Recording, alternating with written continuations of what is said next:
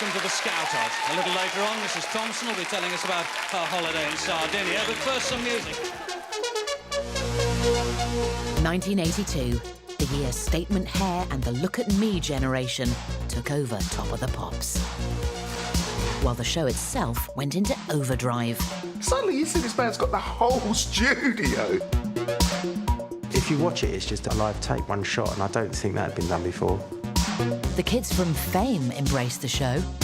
Hi to everyone on Top of the Pops. And inspired the cheerleaders. And a featured dancer walked on the moon. They didn't know if something was pulling me backwards, if I had oil on the floor, if I had wheels on my shoes. It was a golden year for new pop. Top of the Pops crammed with transformation, conceptualization, and aspiration. There were very dour grey times back then. So Thursday night, 7:30, blam, you know. And it was capped by the stunning debut of the biggest new icon of the decade. Did hear stories of people having cups of tea literally dropping them in their lap going, what is that?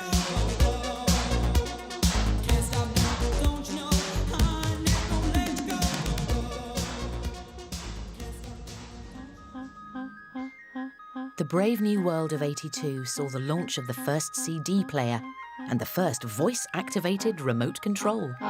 Channel. Okay. 4. Repeat. 4. Okay. This year would also see the arrival of Channel 4 and the first real rival to Top of the Pops. Walk to your television set and turn it up. It's November the 5th, and we're going to do something now that's going to go in the annals of television history. But it was also the year Britain went to war. 8,000 miles away in the Falkland Islands. While at home, unemployment hit a shocking high of 3 million. There have been many voices in the past few weeks calling on us to spend our way back towards a higher level of employment. Mr. President, that is not what this government was elected to do. And a household phrase and a heartbreaking drama of life on the dole gripped the nation. Gives a job. Go on. Gives it. Go ahead. A job? Yeah, gives it. And this was reflected at TV Centre, home of Top of the Pops, by the writers of chart hits, including a Christmas song that became the first new #1 of '82.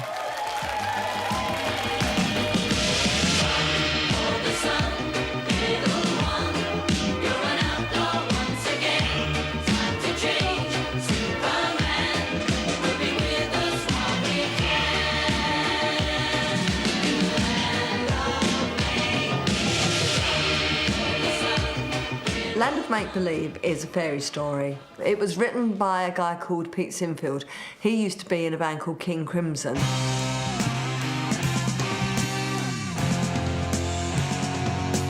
And I think he probably wrote it sitting on a cushion with a spliff in his hand, playing his guitar.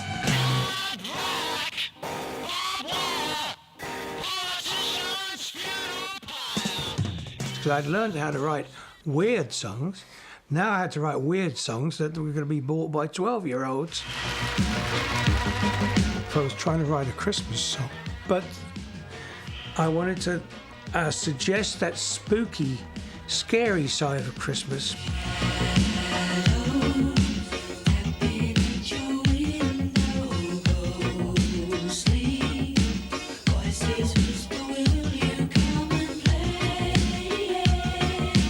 It was just in the beginning of the Thatcher era. There was a lot of greed in the air, and it was quite an evil atmosphere.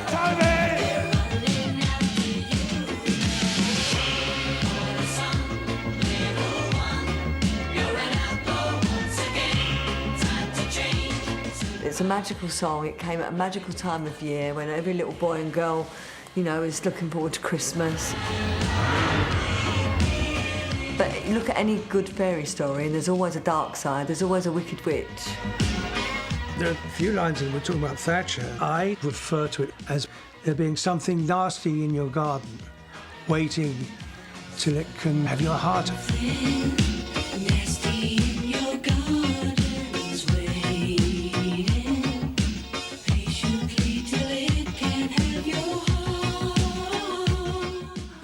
actually, that's a bit creepy, it's a bit scary.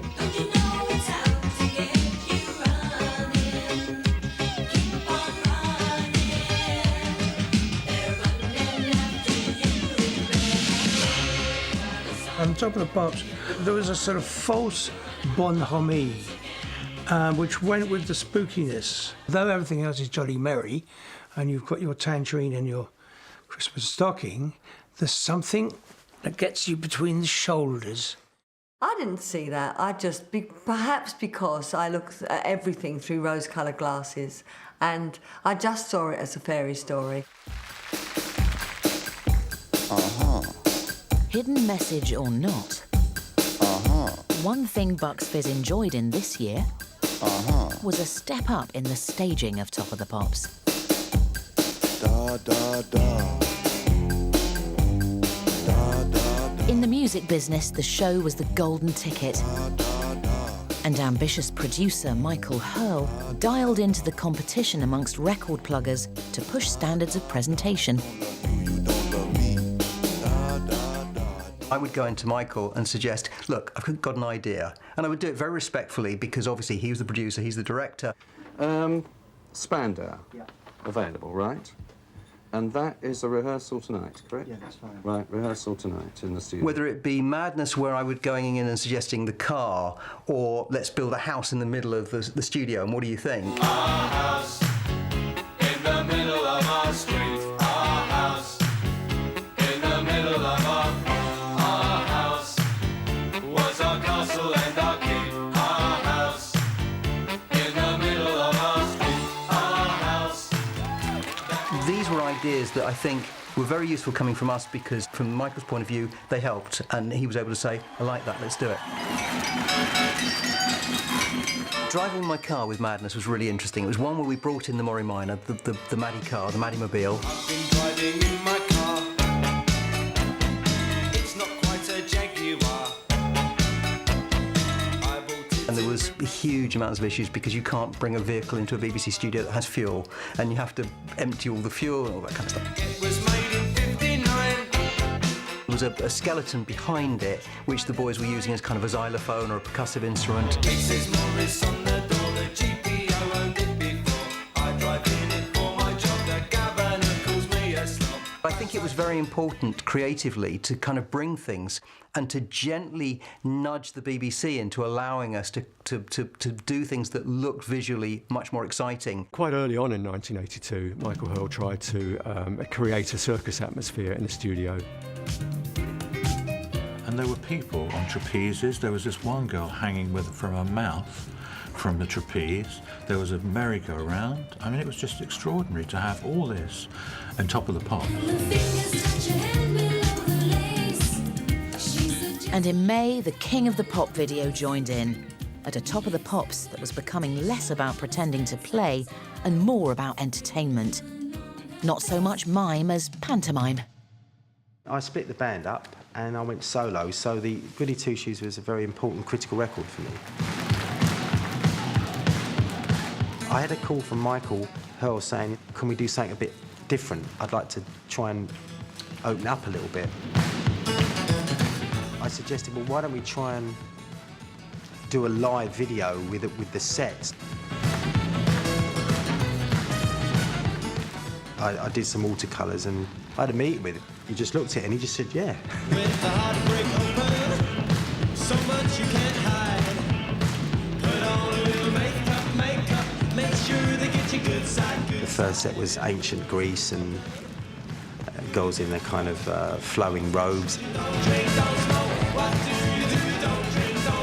And then to the Paris and the French maid. Suddenly you see this band's got the whole studio. He had freedom. And then to Dick Turpin and the Puss in Boots Road to London. And then all coming onto a circular stage at the end. What do you do? Don't drink, don't smoke. What do you do? Suckle in you and does follow. Must be something. Definitely helped me get the #1 because I was up against Madness with Our House on that one.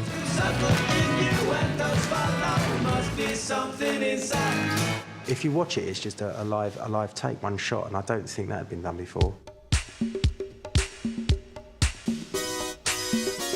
In just 3 years, the circulation has overtaken all competition to become Britain's #1 pop magazine. 2 million readers rely on the pen-chewing editorial team to come up with the goods. In the 80s, what was happening at Top of the Pops was in sync with a dynamic use of the media by a new breed, as a self-aware new pop moved on from the old ways of the music press. Bands back then, obviously, you know, they were very defined. Every band was like its own movie. When you look at Dexys and the Human League and Duran Duran, the music scene was changing, definitely, and the way people wanted to present themselves was changing, and it was getting more and more glossy.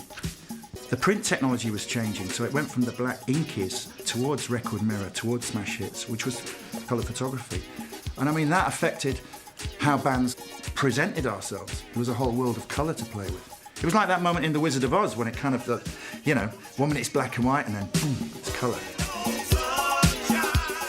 Smash Hit's cover picture was very bright, lots of eye contact. It was smiley, it was active, you know, it was kinetic. Whereas, you know, the Enemy's brand values at the time were detached, were serious, were furrowed brow. But after a while, the Enemy thought, we can't compete with this. This is a new generation. We started to get a new emphasis on the look.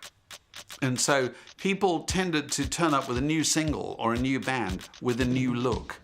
And so it was very often represented by a picture before it was represented by a sound. And in spite of coming from Sheffield streets hit by massive closures and layoffs, one group emerged from the city's earnest post-punk scene with the most self-aware and technicolor concept of them all. In magazines, videos, and on the floor of Top of the Pops. Does appearing on Top of the Pops affect your image in any way? It just means a lot more people get to know the group, and that's why we enjoy doing it so much. It's like introducing yourself personally to everybody, you know, through the television set. Top of the Pops would always be taped on a Wednesday, and then it would go out Thursday, so Thursday, by about 8 o'clock, you were famous, you know?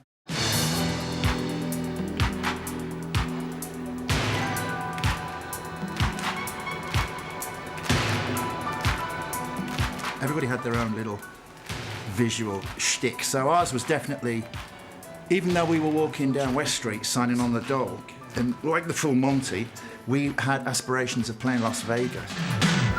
Who broke my heart?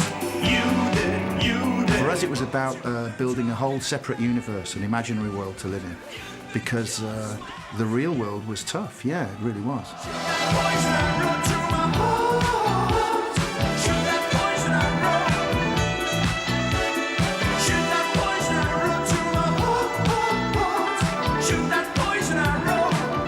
I had a gold lame suit, which was kind of walking around Sheffield in a gold lame suit was kind of dangerous. You'd walk in and the guys playing dominoes would kind of stand up and try and exit, you know, push you out the door. With Poison Arrow, we're on Top of the Pops, and we kind of came on, did the show. We had the keyboards, the drums, the bass, and the guitar. When we came to present The Look of Love, we kind of wanted to play with the medium a bit, and we loved Smokey Robinson and the Miracles, the whole tradition of Motown. When your world is full of strange arrangements and gravity won't pull you through. We decided to present it as, I'm there singing, and there's David Palmer, Mark White, Stephen Singleton are there doing the moves, you know, choreographed moves. That was probably one of the toughest TV performances we ever did, yeah. You know it's true.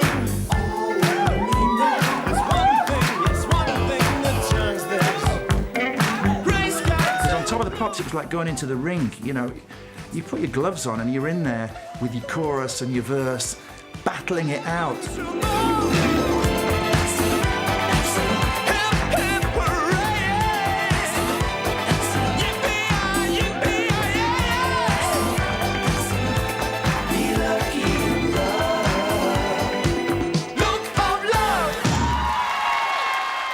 Some of our enjoyment, fear, and idiocy is in that performance, but I think it's what makes it very entertaining, even today.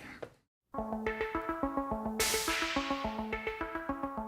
ABC shedding instruments on Top of the Pops was part of another trend towards a freedom of presentation and lineup. Sometimes when I think of her name, when it's only a game, and I need you, listen to the words that you say, it's getting harder to stay, when I see you. There certainly was a huge amount of duos coming through. I think Soft Cell, Blancmange that I was working with, Yazoo that I was working with. And back in those days, we were using things like Fairlights and synclaviers, which were cutting-edge technology and able to play huge amounts of sounds at one go. So you don't need to deal with what is traditionally the most difficult thing to deal with in pop music, which is the drummer. In terms of doing a performance, it was all focused on those two people. All I needed was the love you gave. All I needed for another day. And all I ever knew, only you.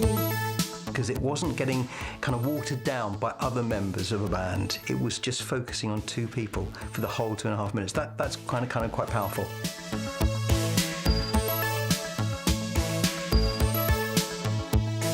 I think a lot of people were visually expecting to see a drummer. They were expecting to see a guitarist, and they found it quite strange just to see two people, one person playing a keyboard and one person singing.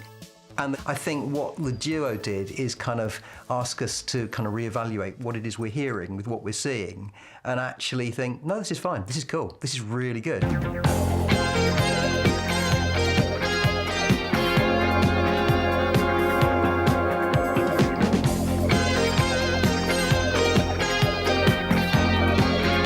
Wham weren't alone. Their naked ambition was echoed across the Atlantic in a Hollywood film whose theme tune shot up the charts. I got for you, and you can set it free. I can catch the moon in my hand. Don't you know who I am? Remember my name. Not only did Fame go to #1, but the spin-off TV show Fame was scheduled to run in tandem with Top of the Pops. And just before we go to the #1, which is Eileen and Fame, our film director Gordon Ellsbury was in Los Angeles this week, and he met up with the cast. He heard their record was #1, and this is the message they have for you. Hi to everyone on Top of the Pops. Stay tuned for the newest episode of Fame coming up next after Top of the Pops. Bye. And the baby look at me ethos of Fame found its Top of the Pops equivalent in Michael Hurl's squadron of audience cheerleaders, whose numbers got bigger and antics even more extrovert in 1982. Some guys get all the fun. Some guys have all the luck. The atmosphere in the studio at Top of the Pops was insane. Yeah, you can see it. They're revving that audience up to a point of hysteria. The audience, if you look back, were obviously not your average boy and girl on the street, because they'd stand on podiums and do this extravagant dancing. And then the regular Joes would just be doing what everybody does. If enthusiastic's there, they were kind of there, you know what I mean?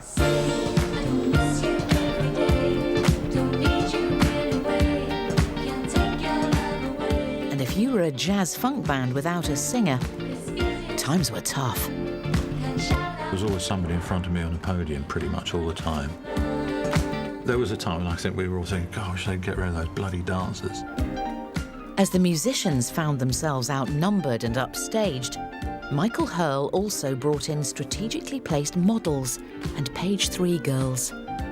Like for Flick, the choreographer, it was, you know, she's got a vision of what the dance is going to be like. So then Michael then superimposes these beautiful girls that, you know, may have legs for days but have no dance ability.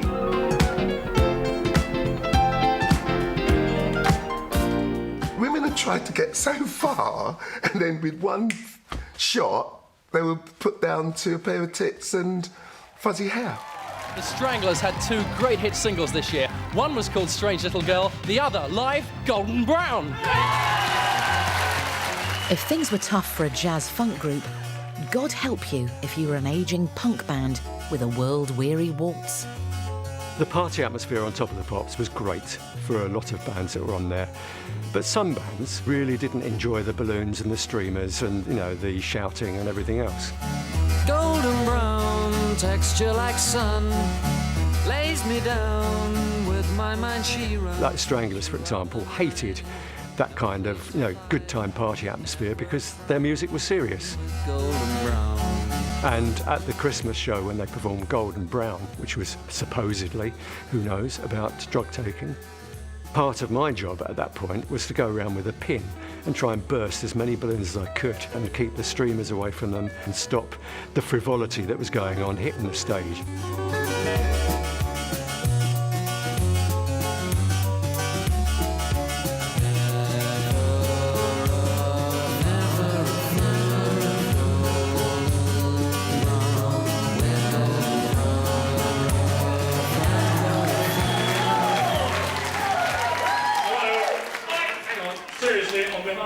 Particularly Gordon Ellsbury and Michael Hurl up there, and also the production crew and also the crew down here. Thank you. That's one of the best audiences we've ever had for a live Top of the Pops, so thank you so much. But perhaps inevitably, the world of cheerleaders developed a pecking order, and certain dancers started to climb the ranks.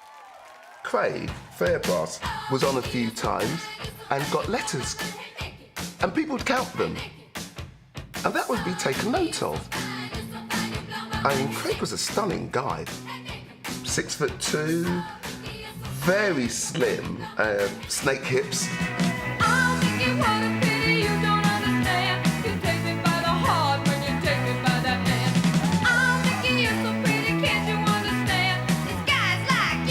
So Tony Basil comes up dressed like a clown, and Craig has a feature. She bounced off him, she kind of rebounded off him. It was very smooth. And he looked good. And that's worth, you know, $1 million. See him now, he fights the life out of me. You're gonna regret that. He's now, I would call him an action man. Quite rugged, tough. And doing really well in Hollywood.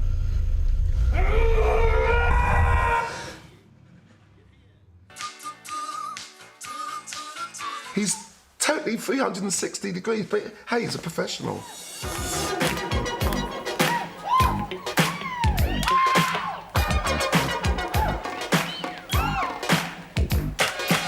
It's like a jungle sometimes. It makes me wonder how I keep from going under. 82 was a big year for a new American sound known back then as electro. As the first records crossed the Atlantic, the cheerleaders and dancers of Top of the Pops treated them as they would any other dance record, until Shalamar entered the charts. The band's singer Jodie was pregnant and couldn't make the show, but Michael Hurl took a chance on guitarist and street dancer Jeffrey Daniels' offer to demonstrate a whole new set of dance moves, alone.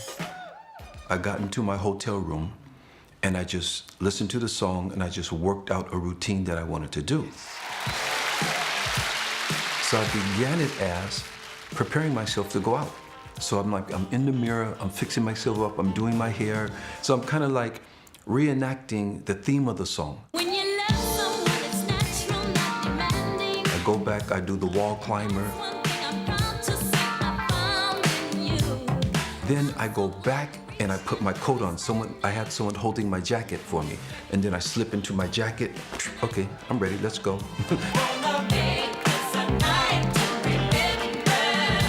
And then that's when I went into the back cocking, where I cocked back like that.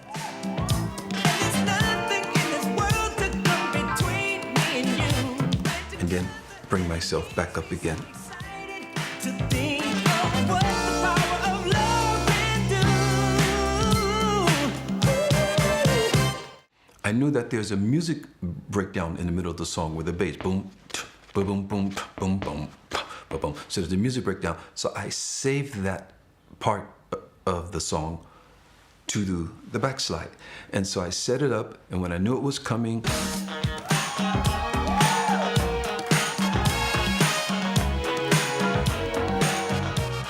so all the kids are going, wow, that looks great. How do you do that? And that's the first time, I believe, it had been shown on British TV. I even got one of the dancers to handcuff me at the end of the song and drag me into the backslide across the floor.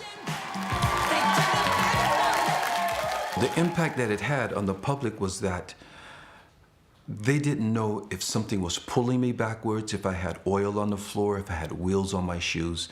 They couldn't work out how I was doing this backslide. So we flew over to Amsterdam to continue our promotion. While we were in Amsterdam, the record company came banging on my hotel door.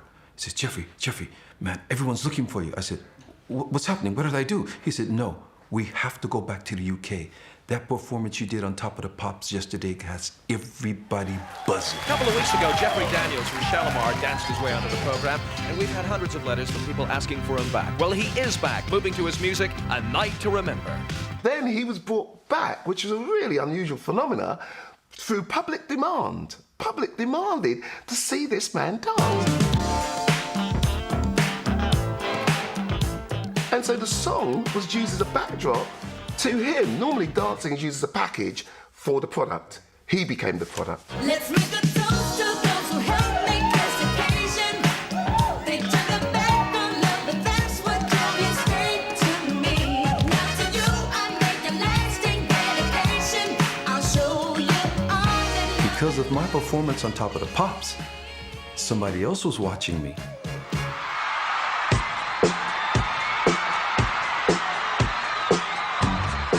So Michael actually wanted to learn a lot, all of the dancing. He wanted to learn popping, he wanted to learn waving, ticking.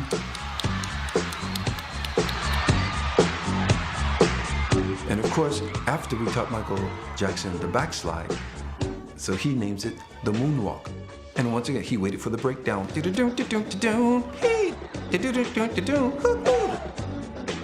When he did it on the Motown 25th, that was 1983, and that's the first time he did it.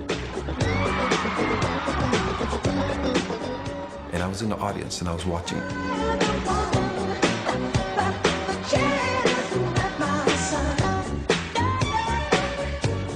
So it was the beginning of this new dance revolution, which was going on with the graffiti artists, which was going on with the DJs scratching and breakbeat and everything. That was the groundwork, which is now called hip hop.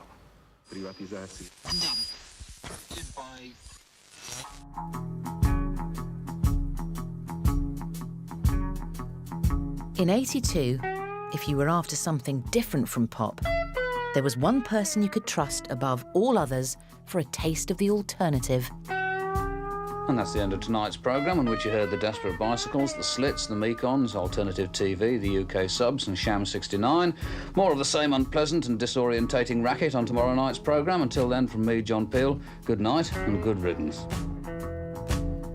John Peel had only ever hosted Top of the Pops once, back in 1968.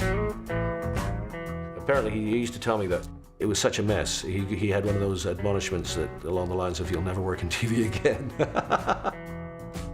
But this year, in spite of turning Top of the Pops into a three-ring circus, Michael Hurl invited John Peel back. This is from John Peel's diary. To TV Centre in a highly nervous condition, I was rather thrown when I saw how many kids there were in the studio. I was introduced to them and left to say amusing things which I was quite clearly incapable of doing. This rattled me. I messed up takes 2 and 3, completely forgetting the spontaneous drolleries I'd been working on for months, and started sweating unpleasantly.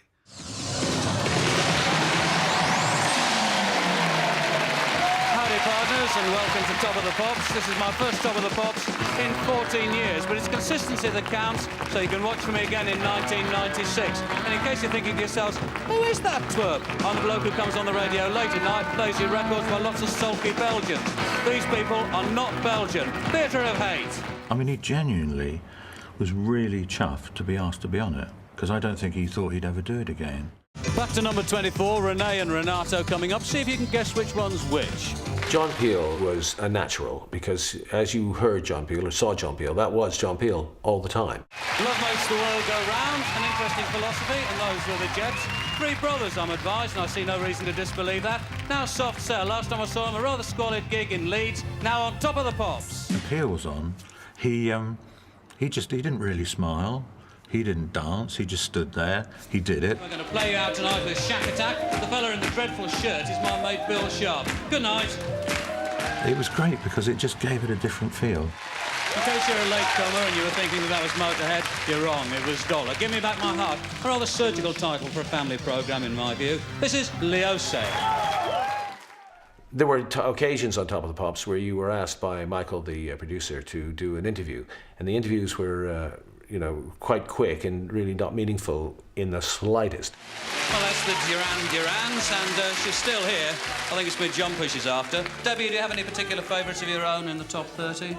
Well, while you're thinking about that, here's a chance for you to enjoy me doing the countdown. Michael Hurl, I think, was concerned that maybe some of the presentation on Top of the Pops was getting a bit too unctuous and so eager to please and maybe a little bit bland. So by introducing Peely to the proceedings, you got somebody who brought with him an edge. She made this herself in remedial needlework. It seemed like a good idea at the time, and I'm not so sure myself. John Peel developed this act that he ran for years of kind of pretending that he wasn't keen on being there. He loved being there.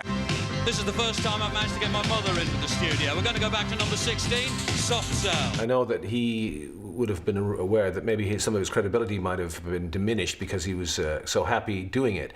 But he really didn't care. I mean, he was quite happy to mix with the young kids and the bands and the artists and things like that, as a fan would. He really had that kind of mentality when he did it. It was just like being part of, well, for both of us, a big party.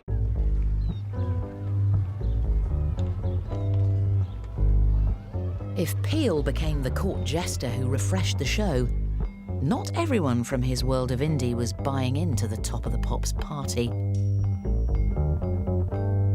Pigbag, we were fairly chaotic, disorganised, kind of anarchic, punk, free jazz, funk band. We didn't really play by the rules, weren't really interested in being pop stars. We liked playing saxophones and trumpets and congas because we didn't need electricity. We could play in the park. Well, all our songs were 20 minutes long. I mean, we tended to just jam until we wanted to stop. You didn't know what to expect. And there was just this anarchy, but among the anarchy was definitely these cool little tunes.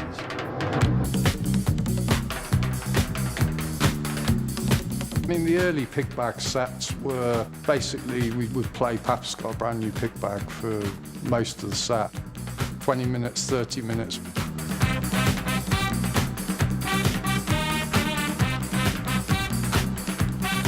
The single had been in the indie charts for, I suppose, almost a year. When they reissued it, it shot straight into the chart, and we got invited onto Top of the Pops. But a few of us felt kind of like, this is why we're doing this kind of show, you know.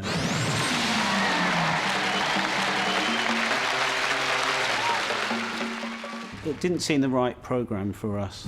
Hi folks, welcome to Top of the Pops. A great big party tonight, stacks of interest, lots of bands and lots of action. You had some people in the band who didn't really think of it as something that would perhaps be that cool to do. You know, there was this hangover from punk, you know, The Clash, they said we're not going to do Top of the Pops, and Roger Freeman, who played trombone, just said, I'm not doing it. Roger said, I ain't turning up. I ain't doing it. I've left. Join us on Radio 1 over the Easter holiday if you can for the Marathon Music Quiz, all through Friday and into Saturday. Meantime, we'll say goodnight with Pigbag. Have a great Easter from Top of the Pops.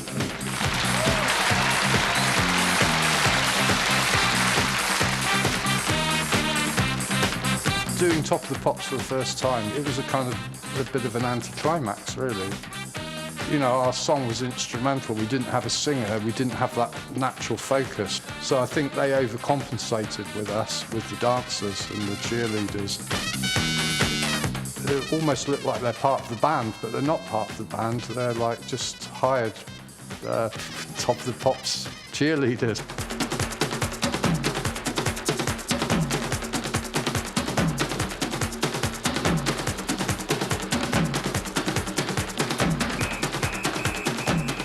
So after the first two appearances later in the year, we were on the New Year's show and it was live. It went out live. Which means BBC producers become Nazis, really.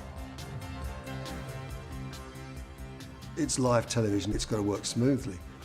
And we made it not work very smoothly that day. Lots of drinking went on, and I suppose I imbibed too much. I mean, surprisingly drunk, beyond any sort of capacity to almost stand up.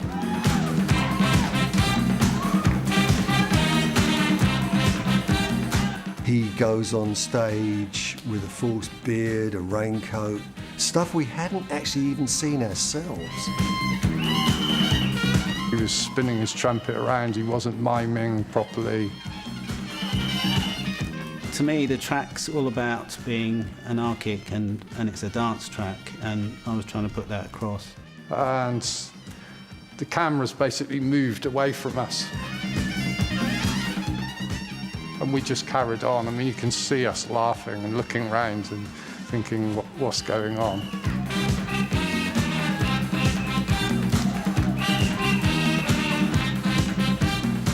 But at the end of the show, it's kind of deathly quiet, or just suddenly, you know, it's like... There was a producer shouting. Like we were school kids and he was the headmaster, saying that we'd ruined the show. And certain drunk parties decided to shout back. Which he obviously didn't like, being sworn at in his Top of the Pop studio by some upstart band. And we were taken to our dressing room, told by somebody or other to get ready to leave as soon as we possibly could, and we were escorted completely out of the building.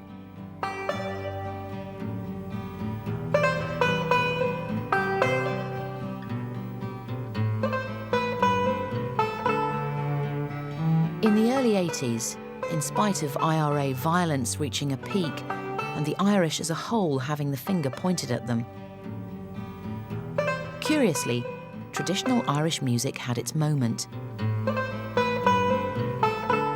The Furies and Davy Arthur, and then Foster and Allen, nurtured by Terry Wogan, found their improbable place in the top 20.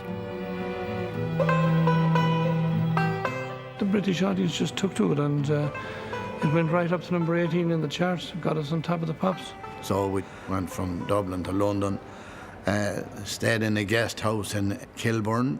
All the Irish bands used to stay there.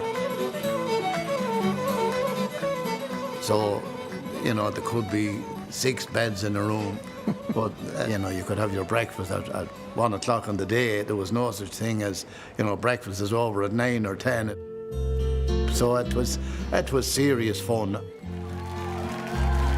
Here's a traditional song from Foster and Allen. They come from Westmeath, it's in Ireland, and they do it in their own impeccable way. Oh, you maiden, young and fair, all you that are blooming in your prime. When we went over to do Top of the Pops, we were wearing the 18th century Irish gear. Everybody thought we were dressed as leprechauns, but we'd been wearing those suits from 1975.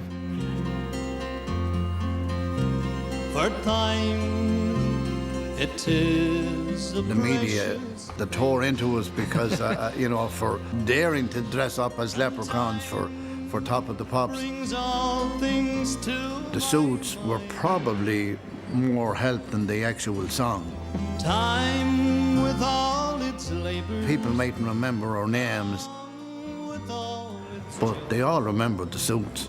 Time brings all things to my mind. Really, it was a programme that, I suppose, if you want to be really down to earth about, we shouldn't have been on. Now you tell us. we weren't a pop group by any, you know, no matter how much imagination you had, we weren't a pop group.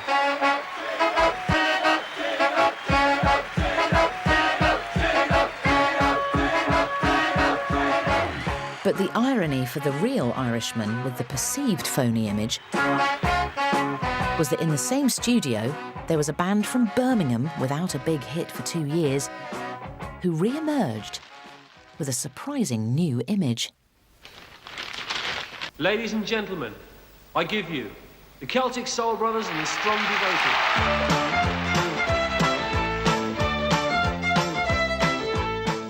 It was an affectation, really. The whole Irish thing was fake. When we were talking about incorporating the strings, Kevin came up with the idea to call them the Emerald Express. They were very English. They all changed their names. Helen Bevington went to Helen O'Hara.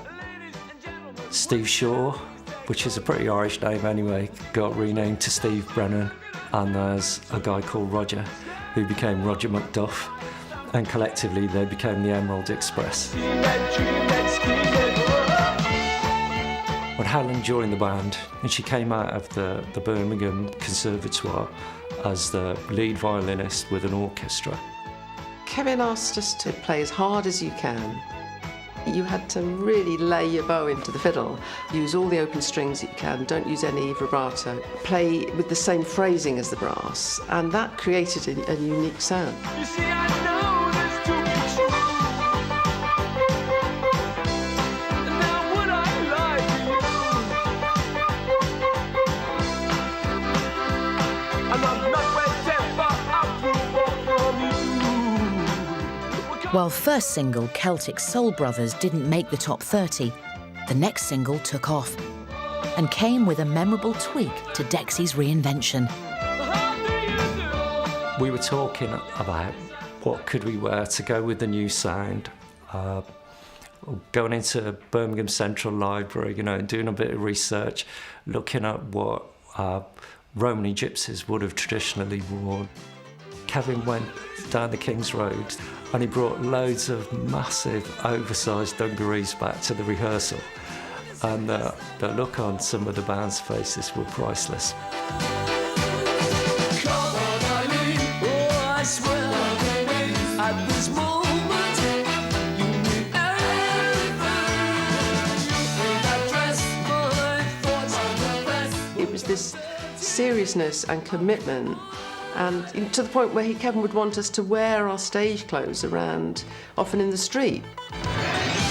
We were quite intense, very serious about what we did.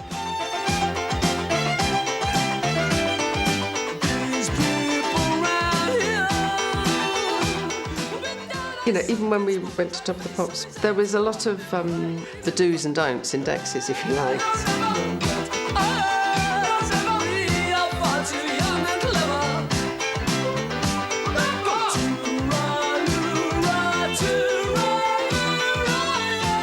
It was understood from the rest of the band that you didn't talk to any other bands, you know, if you were at Top of the Pops, and you kept yourself completely separate. Oh, I swear, oh, come on, let's take up everything. Would you address Eileen? Nothing else. Oh, come on, let's. Oh, come on, Eileen. You didn't argue, really. You didn't argue with Kevin or the rest of the band. You did as you were told. If you wanted to be in the group, you did as you were told, really. Come On Eileen was the most successful single of the year, topping the charts for 4 weeks running. But the follow-up would lead to one of the most notorious moments of Top of the Pops, when producer Michael Hurl went along with a whimsical staging suggestion of Kevin's for a special edition of the show. And welcome to a special edition Top of the Pops. Today it's Radio 1's 15th anniversary, and to help celebrate, all my Radio 1 colleagues are here to help introduce the hits. And we kick off with Dexys, Midnight Runners, and Jackie Wilson. An in-joke within the band was to call it Jockey Wilson. I think someone said at rehearsal one time, Jockey Wilson said, "I'm in heaven when you smile." And at Top of the Pops, Kevin said, "I wonder if they'll go for this." And I saw this big picture of Jockey Wilson, the darts player, where Dexys Midnight Runners were, and I thought, that's a bit odd. And I thought, wait a minute. One dart could give him the World Championship double 16.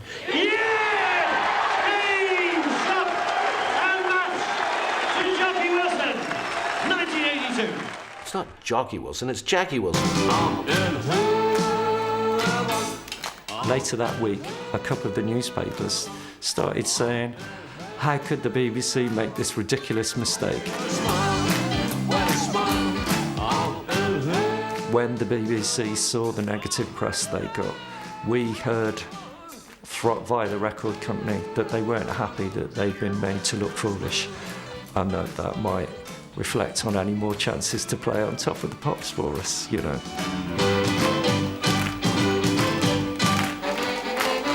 We never went on Top of the Pops again after that.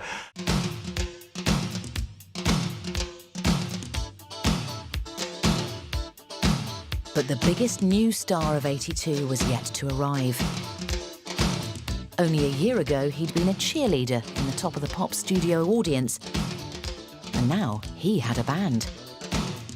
But Culture Club's first 2 singles flopped. Their last chance rested with the next single, and the record label's choice, a slow reggae song, seemed a huge risk. George was really not sure about it. You know, this is a really difficult track to release. It's a very unusual flavour. It is a reggae track, but it's not a sort of authentic reggae track. It's our interpretation of reggae. Give me We did have some absolutely dreadful reviews. I mean, they weren't just bad reviews, they were spiteful. Including one that said it was like third-rate reggae or something.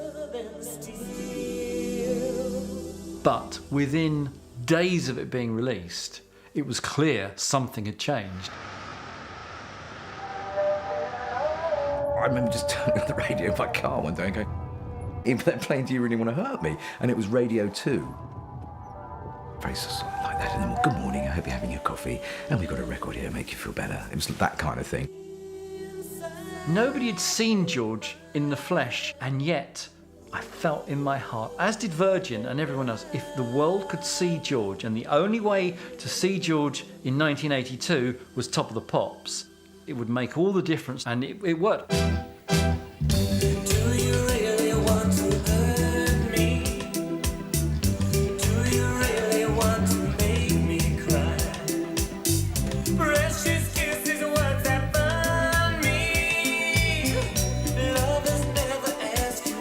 The immediate reaction was, "Oh my God." You know, what is George? Is he male or is he female? But and yet this beautiful voice.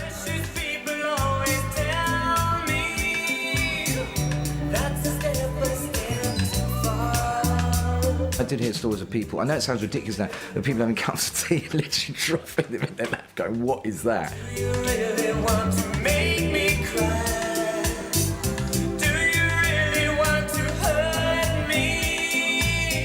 That was the thing about it, because the record was so beautiful and it was so delicate and sort of like a flower, you know.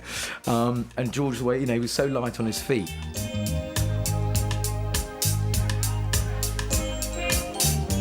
And George's makeup is fantastic. Women will go, "I wish I could do mine as good as that." You've been talking about believe me. If it's true, you do not know. He did, he looked unbelievable. That's why I fell in love with him. You know. It's like, shit, I'm serious. I met George, it's like, oh my God, I've got a crush. It looks like a girl. It's not a girl, it's a man.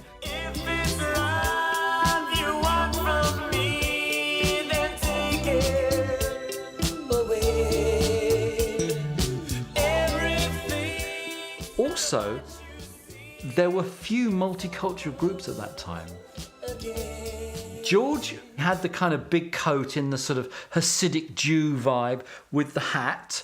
And a lot of that imagery came to him through John Moss, because John Moss was from a Jewish family. And Mikey, of course, has the Afro-Caribbean heritage. His family are Jamaicans. Roy, you've got the quintessentially British, you know, Essex working-class British iconography. People felt there was something really happening. I think that was the main thing. People looked at it and went, blimey, what is this? Hi, nice to meet you. Culture Club. You're a number 2 at the moment, aren't you? Yes. So don't look at me like that. You got the wrong idea. No, quite. My mum asked me, would I ask you, are you all right?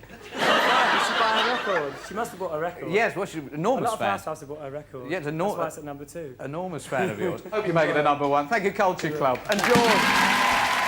We were in Edinburgh in a hotel room, and we had a tour manager came in, and I was with George in the room, and he said, congratulations, guys, you're number 1. A brand new number 1. It's Do You Really Want to Hurt Me? It's Culture Club. And I remember jumping around the room, you know, and I just remember sort of being naked, covered in champagne. But the one thing I do remember is we felt invincible. And it's a great feeling. People don't get it. I hope everybody has it once in their life when you're doing something and you know you're invincible. In December, with their next single, Culture Club were chasing the Christmas top spot, in competition with The Jam's Farewell. But the brand new number 1, which I've been promising you, comes from The Jam. What a way to finish a fantastic career. It looks like they're set for Christmas with Beat Surrender.